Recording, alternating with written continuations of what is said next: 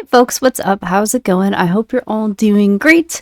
Again, sorry about the lack of videos lately. It happens, we all go through our phases where we're just more or less playing the game, and I wasn't really playing that much lately. I am doing current fusion because, why not? When you have the resources and you're in the end game and everything, may as well.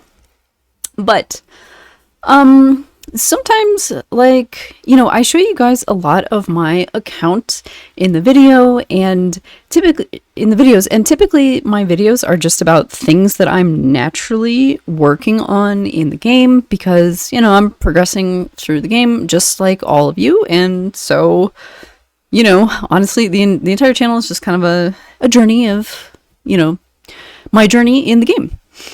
So I've kind of accumulated quite a bit of champs that I've leveled lately just through doing fusions, champ training events, and tournaments in those things.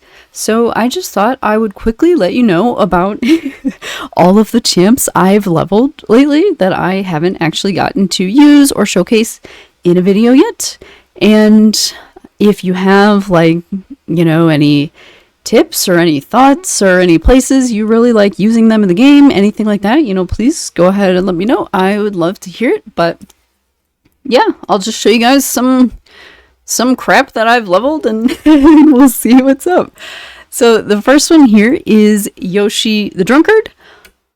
One of the things that sort of incentivizes me to level people in this stage of the game is having a high level awakening on them, because as you guys know, this is like the awakenings these are not like free to play friendly content. It would be very expensive, both resource wise and money wise, and you'd have to be very lucky to get a 4-star awakening. So yeah, if I can see a Lego that I have a very nice awakening on, that's definite incentive for me to kind of push them up the list.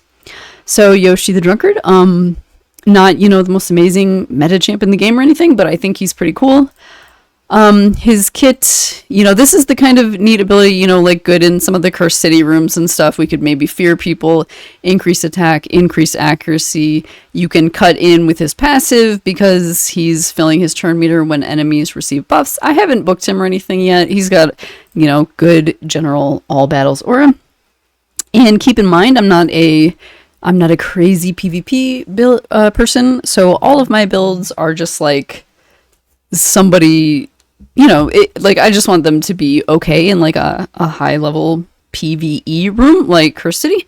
So yeah, it's just straight perception, nothing insane. I went for Brimstone on the blessing. Haven't gotten around to masteries yet. Don't know if I ever would, because it's not always worth, depending on where you're going to be using them, how often you're going to be using them, and all of that good stuff. So there you go.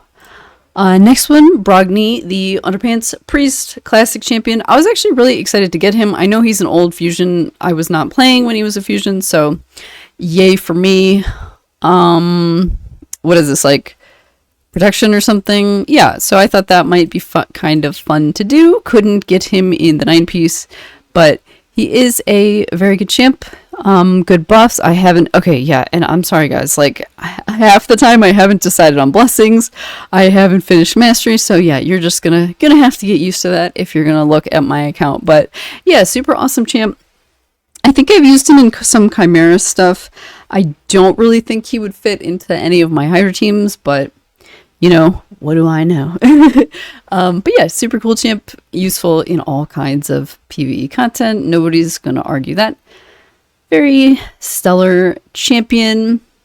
Somebody else I pulled a few events ago, Lady of Ireth. She's actually very neat, very cool. With my gear sets, I just kind of, try to throw them in something that I think is good for the champion, or just gear that I have lying around, if I don't foresee myself using them a lot. So yeah, I thought she'd be a cool champion. In Relentless, I really need to book these people in a CVC. I have plenty of books, so should be fine. But yeah, very cool champion. Heal, block damage if they're not fully healed, turn meter fill, surplus heal. This actually has strengthen and continuous heal, which is good buffs. It also has a little mini decrease the skill cooldown. So yeah, and also this, the passive, the shield. So yeah, like super solid kit for supports. Haven't really gotten a chance to use her, but looking forward to it.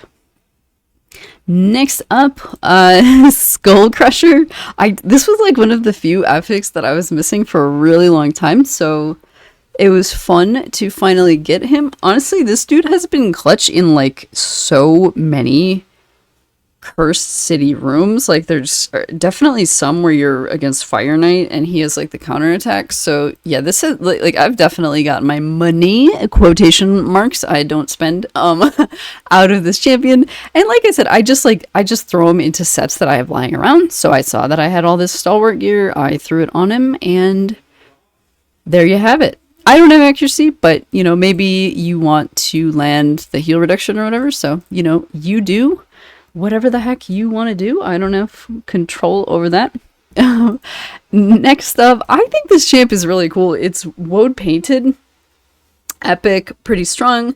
Definitely good if you need like a support type champion in the Barbarians faction. They've added so many strong champions since I started playing the game. Like your faction wars team is definitely much stronger than it was a few years ago. Like Armand's,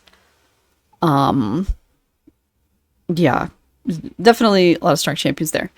But, or maybe I've just been very lucky. I don't know, because I do have like Archer and some stuff. But yeah, so actually really cool champion. You know, like I said, I threw in Guardian, thought that was a decent set for her.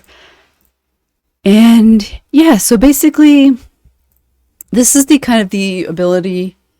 So it is remove all debuffs from this champion and one random debuff from all allies. Heals this champion by 100% of their max HP, and then heals all allies for the 50% of the surplus heal. So actually, like, absolutely massive heal it can be. 30% reflect damage buff on all allies, and then she gets an extra turn, so you're cycling back to this good ability quicker. Rest of the kit is fine, but yeah, so that's one. Yeah, I think she's really cool. There was one Amius rotation where I really tried to get her to work in the team, and she just wasn't. So maybe I just need to kind of invest in the masteries on her, because like getting War Master would have helped a lot. So maybe can update that a little bit, and eventually get her in an Amius team for you guys, because I always like to put epics in there since they are accessible.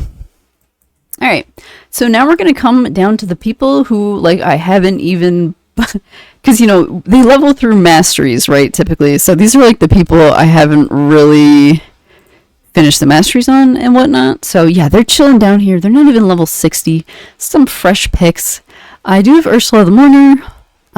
Don't have to tell you guys, like, actually one of the strongest revivers in the game. And like I said, I just like to throw them in sets that I have around. Like if I'm looking through my gear and I see like, oh, I have like a decent 4-piece immunity set, like may as well just put it on somebody. It's not doing any use just sitting there. So yeah, may as well just put this on somebody, throw them in some Cursed City rooms, do something. You know, gear can always be removed, changed, swapped later, so it's not a big deal at all. So yeah, she is in a Frost set.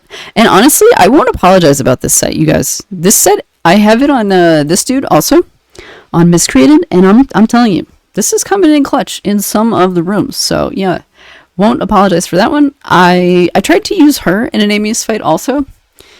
Couldn't really get it going, but again, yeah, probably just need to finish up the masteries and yeah, just kind of get it all going. So yeah, obviously cool champ, reviving ability, very strong with 50% turn meter, increased defense, strengthen, really good. There's that. So yeah, solid champ. Ambassador Lethelin, again, this is one of the ones where I was drawn to them by the high level awakening that I had, because yeah, 3, 4, 5, you know, that's a high level awakening, ladies and gentlemen. Gotta get into those Cursed City awakening rooms, right? So this dude is also like pretty niche, cool champion also. And then like I was saying, I had immunity set lying around, so YOLO. But yeah, his kit is actually pretty cool. So he can put taunt on an ally. And yeah, so he's like a high elf, so I find myself using him with Deliana a lot in, because they're both force affinity high elves, so they can be used in a lot of the same rooms. So like a lot of the time he's putting the taunt on my tanky Deliana. She's got like counterattack and stuff, so it's actually like very good combo. Reflect damage, heal, debuff, remove some debuffs. So actually attack all on the A1. So interesting champion. And yeah, definitely have gotten some use out of him in the rooms. He's good in the high elves if you need a high elf. So yeah, I like this guy. This is one I just did, so unfortunately no build or anything yet. I will do that probably in the ongoing gear enhancement event. Vergumkaar, he's got a 3-star awakening. So yeah, oh my god, I pulled this guy at double Lego like forever ago. I always call him the puking guy because that's what one of his abilities looks like. So he's just, yeah, I mean, it's honestly a pretty solid kid. He's been buffed since I got him. They buffed him. But he removes provoke, he places increased defense, he places shield. You could use him in like Scarab King. Buff removal. He removes buff from enemy. This is the puking ability, by the way. Or no, is it the... Oh yeah, it would definitely be this one. So yeah, he can place heal reduction, so that's, selectively a very good decreased defense. That's also a good ability, so decent combo of debuffs there. He's immune to provokes, and yeah, I just noticed this passive for the first time right now. So res all battles aura, decent-ish cool champ, obviously super niche, not someone you're going to be using all the time, but hey, what else do I really have to do at this stage of of my life? Krok'mar the Devourer, also just 6-starred him. Haven't done anything yet. Apparently I put this ring on him a very long time ago. I literally have no recollection of doing that, but there you have it. So he's pretty cool, kind of supporty champion. Shield, he can, like, theoretically these are like a, attack all ability, and he has increased crit rate and increased defense, but it's really for your allies. As far as I'm aware, his multipliers are not very good, so that's definitely more for your allies. But passive is solid, decreasing attack, defense, accuracy, and res, so very good passive. So super cool champ. I'm looking forward to using him, but again, niche, not someone you use everywhere, but he's cool. I like him, and I'm always a big fan of my lizard men. Also got Ostrox. He is Undead Horde's Void Epic. Actually, I remember when they added him, and I remember thinking, like, yeah, this is like definitely a decent progressive epic for people to get and use in like their low level Hydra teams. And like, yeah, this guy would definitely be useful in a lot of places. So obviously he's not someone that like I'm going to throw in my Hydra team in the end game, but he can definitely do stuff there. Oh my goodness, apparently he needs the books too. All right, guys, I'm booking so many people next personal rewards CVC. But yeah, so you're going to place the black buffs because obviously we have 4 or more enemies in Hydra, so black buffs. And then once again, it's a void champion, so you don't have to worry about the weak hit. That's very nice. Obviously black buffs, super good in Hydra. You can remove random debuff, increase accuracy, that's a decent buff. So like I said, kind of for like lower level Hydra, probably not going in your nightmare team. Little bit of debuff reflection. You could maybe, debuff reflection here also. So yeah, he's a cool champion. And then yeah, just kind of a general 40 accuracy, all battles aura. Again, cool champion. I like him. I'm looking forward to using him some places. I just put like kind of very low level perception stuff on him because like I said, I know I'm not using this guy in live arena. So I'm down to just, put a kind of mediocre piece on there. Heck yeah. Kind of getting toward the end here. I did level 2nd Padrick. I will put a sick build on him, I promise. I'm not even gonna comment on this one. I leveled her forever ago, so this is not a new one, but she's still kind of chilling. I know she's very good. I haven't really done a lot here yet. This is another new one, Opardin Clanfather. I kind of like briefly saw things on YouTube like months ago when Chimera came out, and people were saying that the passive,